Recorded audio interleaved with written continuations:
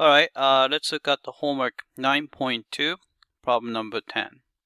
Alright, so this is Newton's law of cooling problem. Alright, it says that 95 degrees Celsius a cup of coffee in a 18 degrees Celsius room. Suppose it is known that the coffee cools at a rate of 1 degree per minute when its temperature is 68 degrees Celsius. And part A. What does the differential equation become in this case?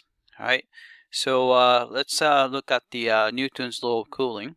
So basically it states that the rate of cooling is proportional to the temperature difference between the object and its surrounding.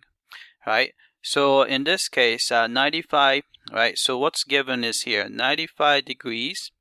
So this tells you about the initial temperature. So y is the temperature initially, so at t equals 0 is equal to 95, right? And here 18 degrees, so this is the temperature of the surroundings, so I'm going to use S sub S is equal to 18, right? Then here cools at the rate of 1 degree per minute. So 1 degree per minute. So this tells you about the rate of change of the temperature with respect to time. So this is cooling. So the rate of change is -1. And when temperature Y is equal to 68 degrees Celsius. Alright, so let's try to find the differential equation. Alright, so we know so far we have a dy over dt, right, is equal to, k is unknown, but we know that the y sub s is 18, so it's going to be y minus 18. Right, so we know this much. Alright, so we use this information here. Right, now I'm going to use this information here. So we know that the rate of change of the temperature is -1 when temperature is 68. So I'm going to plug in 68 for y. So it's a minus 18. So this is going to be 68 minus 18 is 50. So it's a 50K. Alright, then by dividing through by 50, we can find the k value. So k is going to be equal to -1 divided by 50. Alright, so we know that the differential equation is a -1 over 50 times quantity y minus 18. Alright, so let's type this guy in. Alright, so the differential equation is -1 over 50 and multiplied by y minus 18. Alright, let's go ahead and check the answer. Submit for testing.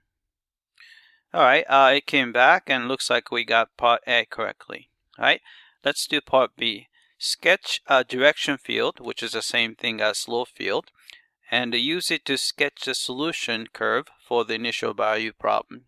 Alright, so I'm going to actually try to do a little bit more than it asks for. Alright, so I'm going to open up GeoGebra. Alright, then I open CAS, a computer algebra system, and maybe graphics. Alright, so first thing I would do is I'm going to define the right hand side. So it's f of x comma y. So colon and equal. Then I'm going to just put the -1 over 50 times y minus 18. Right? And then hit enter. Right? Now f of x is defined. Right? So I'm going to sketch the slope field. So I'm going to say slope field. Right? And I'm going to just put f of x comma y, then hit enter. Then I'm going to have to click on this little circle there. So this is the slope field. right? Might have to rescale a little bit so that we can see it a little bit better. So I'm going to just move it down here. All right, then I'm going to rescale the y-axis. I'm going to just drag it so that we can see a little bit more. All right, so something like, maybe I just try to see at least 100, somewhere around there. All right, then I'm going to rescale this so that we can see a little bit of movement here. All right, all right. I guess you can see a little bit better. Okay. All right, I'm going to just drag it a little bit more. All right. All right, so you can see the little bit of movement there. All right, actually, I can maybe stretch that out a little bit more so you can see it a little bit better. All right. All right, then let's see. So this is the direction field, and we want to find the solution curve. So in order to find a solution curve, initial value is, let's see, initially it's 95 degrees, right? So we have to put a point. So when time is 0, you have a 95 degree. So you can see that point is right here. Actually, I have to rescale this again here. Now, so that we can see 95. Let's see. Yep, we can see that. All right, so this is the initial temperature up here. All right, then the solution curve is going to look like this. All right, so we want to solve this differential equation, solve ODE. All right, then equation is y prime is equal to f of x comma y, and the initial value is 0,95. Then hit enter. All right, and here is the solution curve.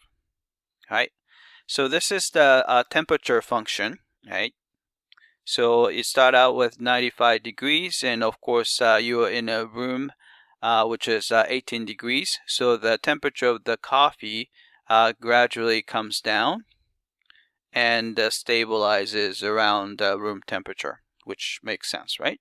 All right, so let's see which one has that picture. All right, so you have a 95, and then this has a similar behavior here, but it doesn't go to around to 18. All right, this one is starting out with a completely wrong place. All right, this one looks promising, starting from 95, and it comes down to around the room temperature.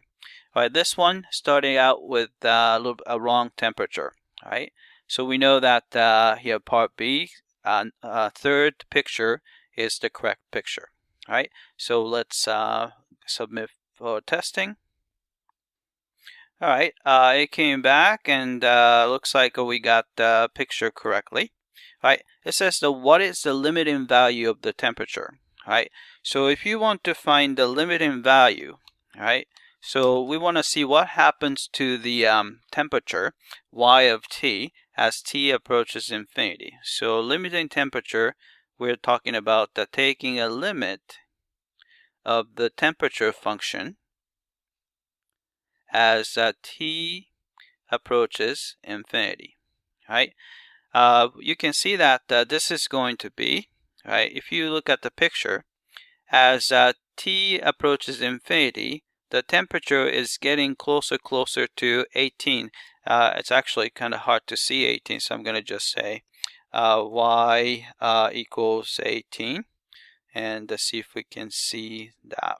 Right, so that's the y equals 18. So you can see that the temperature is getting closer to 18.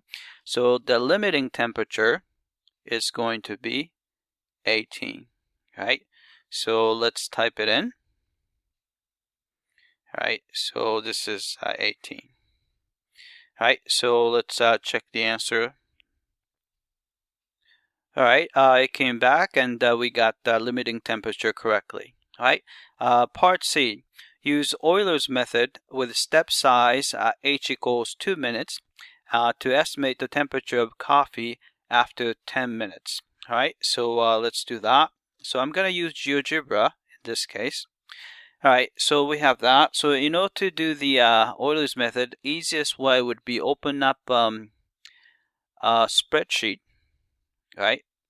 Then we're going to put the initial value. So I'm going to use A for t values and B for y values, right? So initially, so when t is 0, temperature is 95, right? All right, so actually I have to define the step size. So you have H is equal to, oh actually up here, H is used here, so that's going to get confused. So I'm going to just delete this one. All right, H is equal to, step size is 2. All right, so do that. All right, then what we're going to do is take A1 value and add the step size. All right, you get that. And then I'm going to copy that. And let's see, so in order to go to 10, so we have to take 5 steps. So I have to go to 6. So here, all right, we have that. So you can see that t equals 10.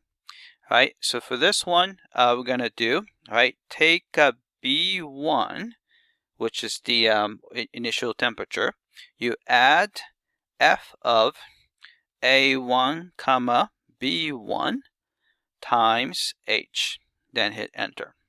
All right, and then copy that formula. So C control C, and then we're gonna do control V there. All right, so you can see that here at temperature is 10. Oh, sorry, time 10 minutes. The temperature is 80.78. All right, so let's see what's the correct 2 decimal places. So this would work out. And I'm going to give you a little bit of a picture here. So what I'm going to do is I'm going to just highlight, choose these guys, and click right click, then create, and I'm going to do polyline so we can visualize what's going on. Right, so you can see that those are the Euler's method estimate. So I'm going to actually make it a little bit bigger so that we can see it better. I'm going to just stretch this out a little bit, yeah, here. All right, so you can see that the approximation by Euler's method is pretty darn good in this case. So you can see that the red curve is the actual temperature curve, and the Euler's method kind of follows right along. All right, but to answer this question, all right, y of 10, so y of 10 shows up right here, so it's 80.78. So we put 80.78. All right, so let's check the answer. All right, it came back and looks like we got this one correctly. All right, that's it. I hope that this was clear.